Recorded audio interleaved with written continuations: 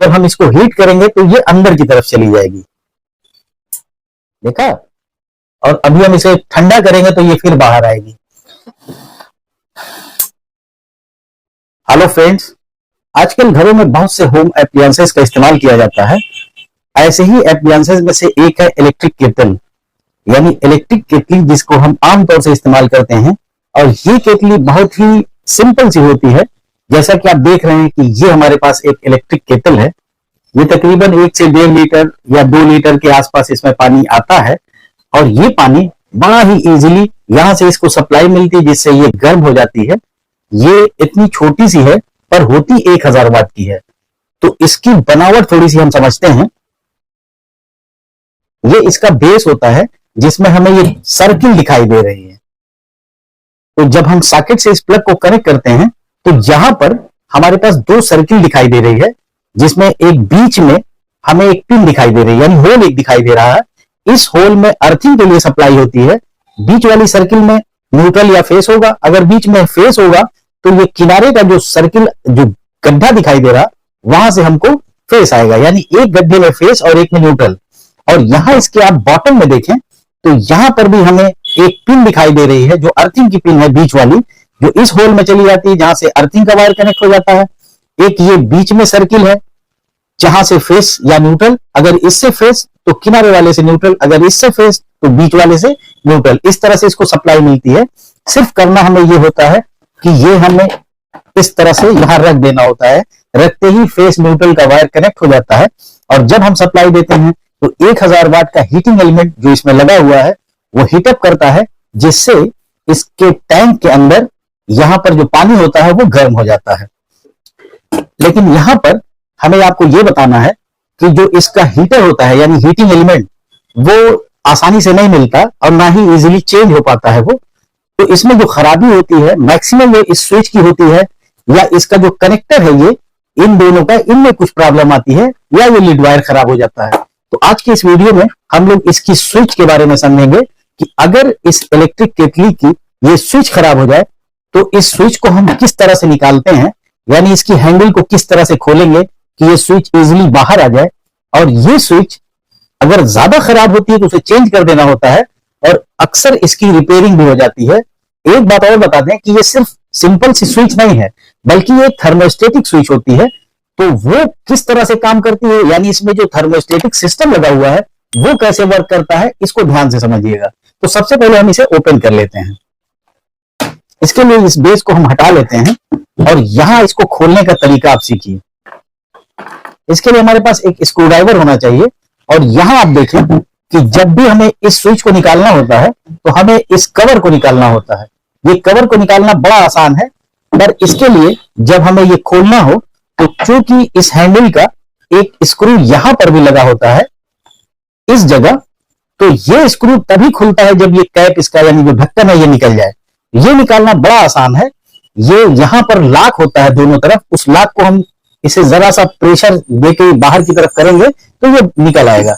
इसके लिए हम किसी टेस्टर या पतले स्क्रू ड्राइवर का इस्तेमाल करते हैं इस तरह से।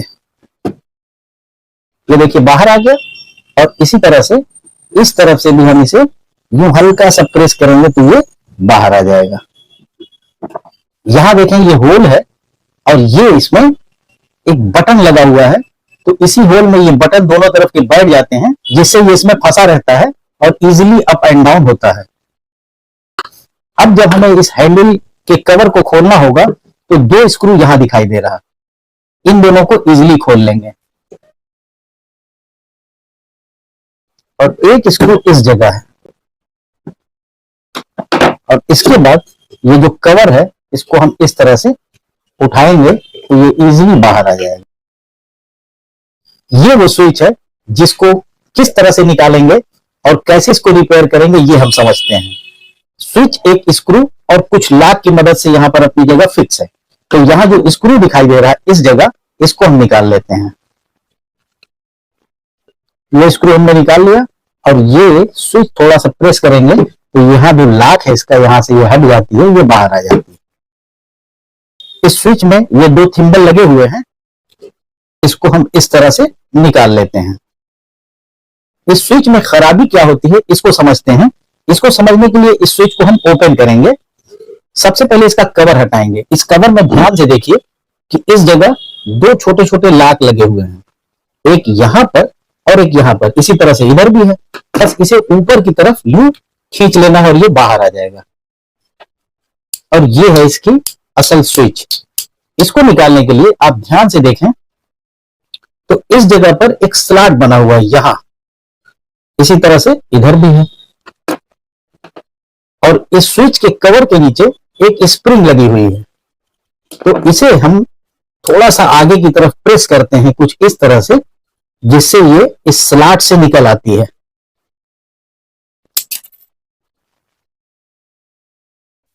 ये इसका स्लॉट है जिसमें ये बैठती है। और इसके नीचे ये स्प्रिंग है जो अभी यहां से छटक गई है। इस स्विच में आमतौर से जो खराबी होती है वो यहां पर आप देखें कि यहां से सप्लाई आती है, और अगर इनका कांटेक्ट पॉइंट आपस में कनेक्ट होता है तो वो सप्लाई आगे की तरफ चली जाती है, और अगर ये ब्रेक होता है तो सप्लाई रुक जाती है। स्विच इसको हल्का सा प्रेस करती है जिससे सप्लाई ऑफ हो जाती है, और जब हम ऑन करते हैं तो ये ऊपर की तरफ आ जाता है। इसमें अक्सर कार्बन आ जाता है, और इस स्विच की भी यही प्रॉब्लम है कि कभी सप्लाई आ रही है और कभी नहीं आ रही, यानी यहाँ पे कार्बन है, उसको हम बाद में साफ करेंगे। इस स्विच में हमने ये बताया कि इसमें ये थर्मोस्टेट की भी तरह काम करती है। जैसा कि आप देख रहे हैं, ये वो बाइमेटेलिक स्ट्रिप है जिसका कोई इलेक्ट्रिकल कनेक्शन नहीं है, लेकिन यहां जब ये स्ट्रिप गर्म होती है तो गर्म होकर इसकी ये पट्टी कुछ इस तरह से उठती है, इस तरह से। और जब ये ऊपर की तरफ उठती है, स्विच का ये जो हिस्सा दिखाई दे रहा है वो यहां पर बैठा होता है, और इसके प्रेस होने से ये चीज इसको ऊपर की तरफ ढकेल लेती है। तो अभी हम इसको भी चेक करेंगे कि ये किस तरह से ऊपर की तरफ जा रही है और ये किस तरह से सर्किट को ब्रेक करती है। तो सबसे पहले हम लोग इसको रिपेयर कर लें। रिपेयरिंग के लिए हमको सैंड पेपर चाहिए। ये सैंड पेपर है, इसका एक छोटा सा टुकड़ा हम ले लेंगे, और यहां पर आप देखिए कि इस पेपर को एक बार हम यहां रखेंगे अंदर की तरफ, इस तरह से पेपर को फंसा लेंगे और इसको आगे पीछे हम ले जाएंगे तो ये इजीली साफ हो जाएगा।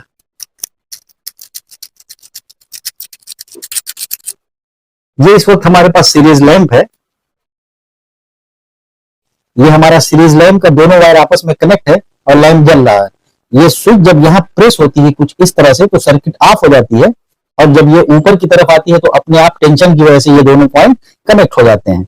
और जब कभी इसमें कार्बन आ जाता है तो ये ऑन नहीं होती है, यानी सप्लाई इससे गुजरती नहीं है, जिससे ये स्विच काम नहीं करती। कभी कभी ये जल भी जाती है तो उस वक्त हमें स्विच को चेंज करना होता है। तो फिलहाल ये प्रॉपरली वर्क कर रही है, इसलिए हम इसे चेंज नहीं करेंगे। इस स्विच की जो बाइमेटेलिक स्ट्रिप है ये किस तरह से मूव करती है, इसको देखने के लिए हम इसे थोड़ा हीट करेंगे और देखेंगे कि ये जो इसकी स्ट्रिप है ये वाली, ये ऊपर की तरफ चली जाएगी। ये हमारे पास माचिस है, जैसा कि अभी आप देख रहे हैं कि ये थोड़ा सा इधर ही की तरफ है, और जब हम इसको हीट करेंगे तो ये अंदर की तरफ चली जाएगी। देखा? और अभी हम इसे ठंडा करेंगे तो ये फिर बाहर आएगी।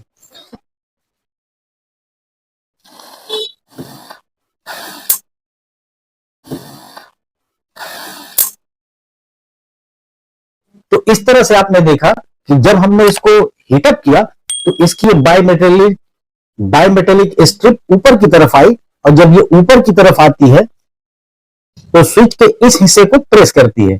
अभी हम लोग इसको लगा के भी ऑन ऑफ करके देखेंगे कि हीटअप होने से ये ऑफ होती है या नहीं।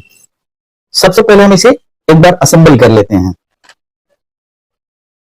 इसे फिट करने के लिए इस स्प्रिंग को इस तरह से बैठा लेंगे कि ये यहां आ गया, और ये जो इसका लॉक है ये वाला, इसको हम इसमें फंसा लेंगे कुछ इस तरह से,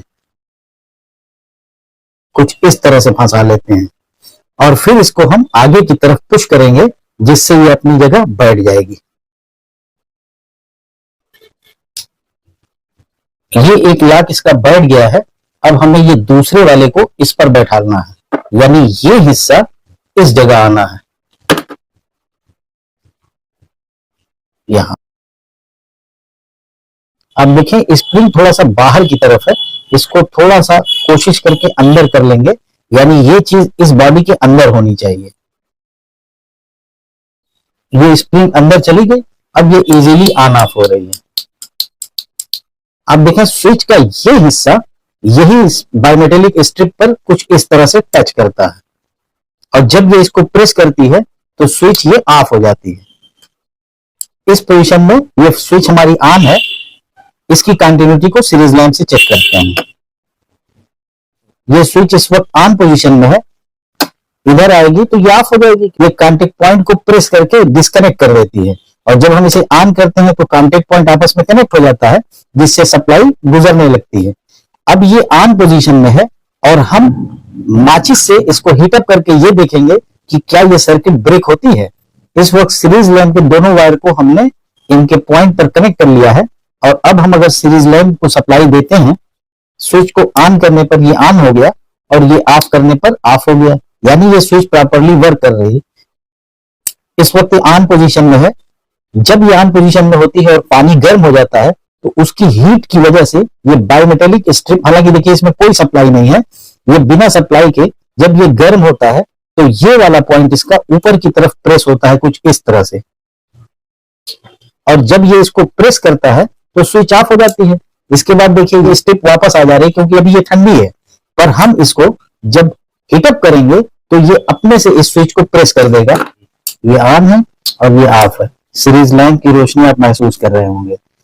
अब ऑन पोजीशन में हम इसकी इस बायोमेटेलिक स्ट्रिप को हीटअप करेंगे और देखेंगे कि ये ऑफ हो रही है या नहीं। तो इसके लिए हम इसको यहां से पकड़ लेते हैं और माचिस की तीली एक जला लेते हैं। ये इसकी बायोमेटेलिक स्ट्रिप है जिसे हम हीटअप करेंगे। अभी स्विच ऊपर आ जाएगी, ये देखिए ऊपर आ गई। अगर इसी पोजीशन में हम इसको यहाँ ऑन करते हैं तो ये इसको प्रेस कर दे रही, जैसा कि आप देख रहे हैं, पर जब ये ठंडी हो जाएगी तो इसके ऑन करने पर ये रुकी रहेगी। अभी आप देखिए ये इसकी स्ट्रिप बाहर आएगी।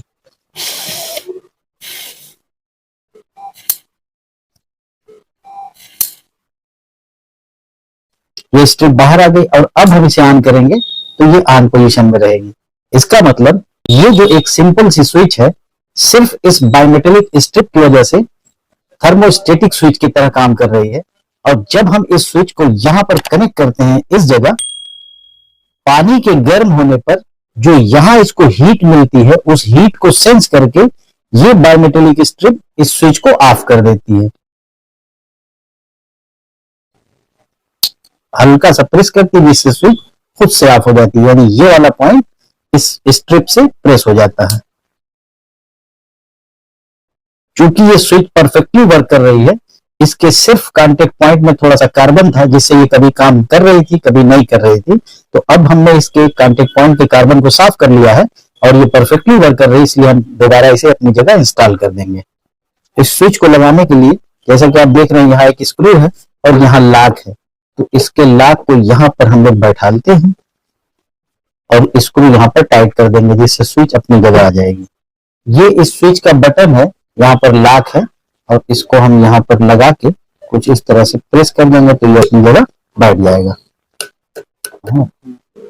स्विच का ये दोनों वायर है जिसके थिम्बल को इसकी जगह पर कनेक्ट कर लेंगे।